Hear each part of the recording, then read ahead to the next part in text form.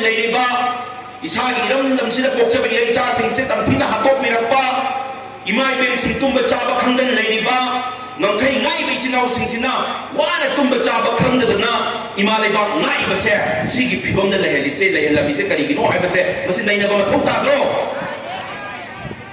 ꯂꯩꯅꯥ ꯑꯃ ꯅꯥꯔꯒꯗꯤ ꯀꯔꯤ ꯆꯥꯔꯨꯕꯗꯒꯤ ꯅꯥꯕꯅꯣ ꯍꯥꯏꯕꯁꯤ ꯅꯩꯅꯕ ꯃꯊꯧ ꯇꯥꯏ꯫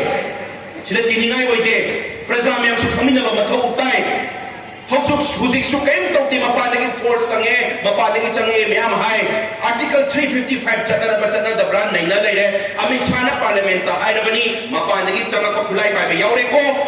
एनआईए नसु हायरबनी मपानगी चंगजलक यावरे को हायरबनी अदु तारगदी आर्टिकल 355 आइबगी आथरदी करिगुंबा मपानगी एक्सटर्नल एग्रेशन मपानगी खुलाई पाबे काबू चंगजलक तारगदी मकोइसे यूनियन गवर्नमेंट ना सेंट्रल गवर्नमेंट तखाई बा हायबसे आर्टिकल 355 दा यावरे अदु तारगदी मपानगी चंगजलक यावरे हायबसे अमित शाह नसु हायरे एनआईए नसु हायरे अदु आर्टिकल 355 की मतुंग इना ऑटोमेटिकली तखाई दिसे करिगिनो हायबसे वहां नमन हंगिंदो